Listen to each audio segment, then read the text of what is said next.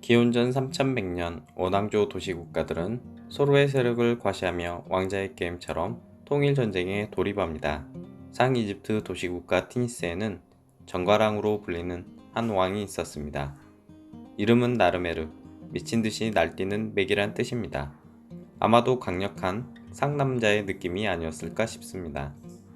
기원전 3000년경 이집트 통일왕국을 열게 되며 강력한 파라오 시대가 시작됩니다. 고대 문명의 쌍두마차 수메르 경우엔 아직 도시국가 수준에 머물러 있었고, 도시국가 우루 1 왕조왕은 메스칼람둑이며 통일제국의 왕은 이집트보다 600년 후인 아카드 제국의 사르곤 대왕입니다. 나르메르 왕이 갖는 또 다른 중요 의미는 왕의 이름을 새긴 그림이 전세계에 공인된 최초의 성곽문자 히에르글리프로 역사시대의 시작점이라는 것입니다. 사각형 테두리에 메기와 건설공구 끌이 새겨져 있습니다.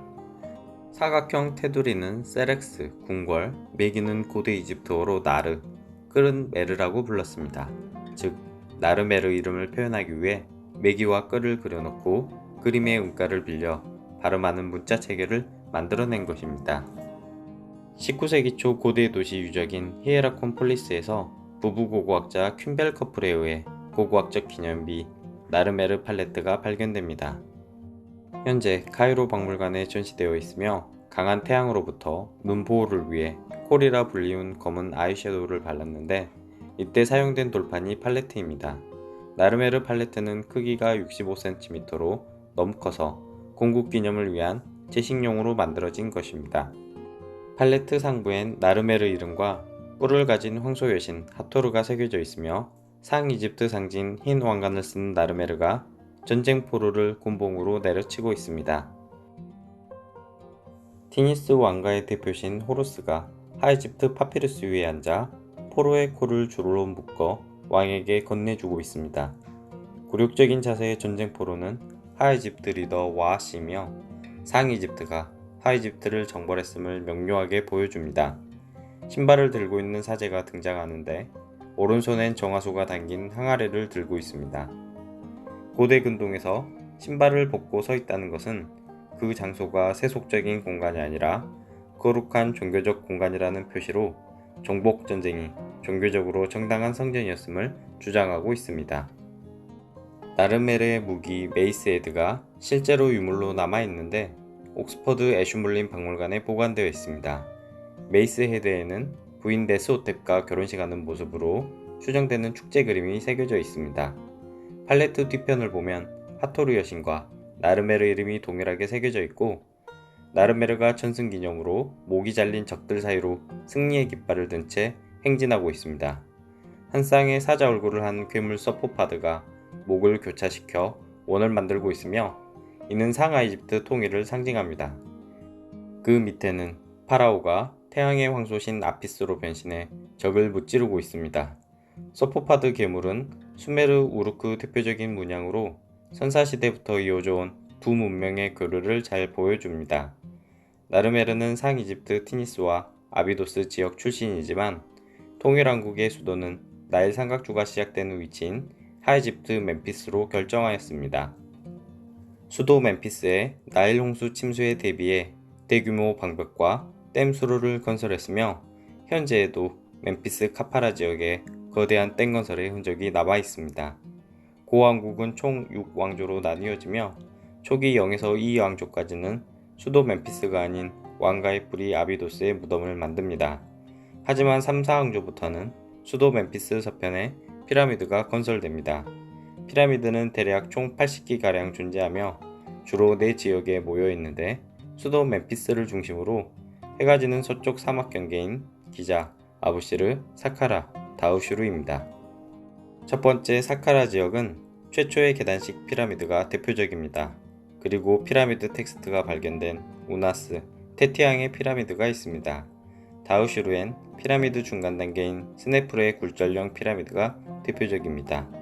기자는 가장 유명한 쿠프카프레 멘카울의 3대 패밀리의 피라미드가 있으며, 아부시르에는 고왕국 후기 쇠퇴한 피라미드의 흔적들이 있습니다. 아비도스 고분군은 1890년경 이집트 고고학의 아버지 플린더즈 페트리경이 발굴했습니다. 아비도스 나르메르 무덤은 단지 두 개의 격실로 구성된 소박한 무덤으로 시작했습니다. 즉, 강력한 제국을 시작했지만 처음부터 왕들이 거대한 무덤을 만들었던 것은 아니었음을 잘 보여줍니다. 이대왕 호로아의 무덤은 세 개의 격실로 방이 한 개 더 늘긴 했지만 아직은 규모가 작습니다.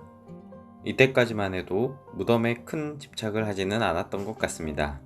3대왕 제르의 무덤부터 규모가 갑자기 엄청나게 커집니다. 총 300개의 격실로 무려 300명가량의 가신을 순장시켜버린 잔인한 묘입니다. 강력한 왕권이 뿌리내리고 내세에 대한 광기 어린 집착이 시작되었음을 알 수 있습니다. 시신에 부장된 보석 장신구는 중동 지역의 특산품인 터키석, 청금석, 자수정, 그리고 금으로 만들어졌습니다. 5대왕 텐의 무덤은 입구를 가지고 있으며 깔끔하게 정돈된 2m 두께의 벽돌과 화강한 바닥으로 마치 신전처럼 건축되었습니다. 이 무덤도 136명의 가신이 희생되어 순장되었습니다. 6대왕은 최초의 여성 파라오 메르네이스입니다. 4대왕 제트의 부인이자 5대왕 텐의 어머니였던 것으로 보이며 무덤이 독립적으로 존재하는 것으로 보아 파라오의 권리를 가졌던 것으로 추측합니다. 6대왕 아네지브는 특이하게 아비도스와 사카라 지역 두 곳에 무덤을 만들었습니다. 특히 사카라 무덤은 메소포타미아 지구라트의 영향을 받은 듯 벽돌로 만든 계단 형태로 피라미드 밑단과 유사합니다. 이는 최초 사카라 계단 피라미드에 영감을 주었을 것으로 추측합니다. 아네지브 무덤에서 흥미로운 게임 원판이 발굴되었는데 메헨이라고 부르며 최초의 보드게임이라고 할 수 있습니다. 원형의 따리를 튼 뱀 놀이판으로 구슬에는 아네지브 이름이 새겨져 있습니다. 구슬을 움직여 가장 먼저 뱀의 머리 가운데에 도착하는 사람이 이긴다고 합니다.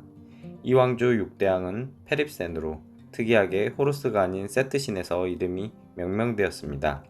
사냥개처럼 보이는 세트신이 돌 화병에 그려져 있는 것을 확인할 수 있습니다. 왜 호루스가 아닌 세트신을 이름으로 썼는지에 대해 학자들의 논쟁이 계속되고 있습니다. 아마 세트신과 호루스신의 대립처럼 이때 종교적 내전이 있었던 것이 아닌가 추측됩니다. 이 왕조 마지막 왕 카세케미를 끝으로 아비도스 고분군은 끝이 납니다. 리코더처럼 길쭉한 형태의 지하 무덤으로 카세케미 조각상과 금뚜껑으로 장식된 60cm 대형 항아리, 호화로운 금박이 출토되었습니다. 사망조 조세르의 형 사나크테 왕의 마스타바입니다. 외벽은 2m 두께, 높이는 8m로 수많은 벽돌로 만들어졌으며 1200평의 거대한 규모임을 알 수 있습니다. 1900년 영국 고고학자 존 가스탕에 의해 발굴되었고 무덤에는 거인증을 보인 190cm 뼈와 두개골이 발견되었습니다. 매장실은 30m 깊이 지하에 위치하며 6개의 거대한 돌로 통로를 막아 도구를 피하고자 했습니다. 이 마스타바를 끝으로 이후부터는 피라미드 시대가 시작되며 기원전 2600년경 사망조 조세르 왕 때 아비도스 고분군에서 벗어나 멤피스 근교 사카라 지역에 최초의 계단식 피라미드가 만들어지게 됩니다. 감사합니다.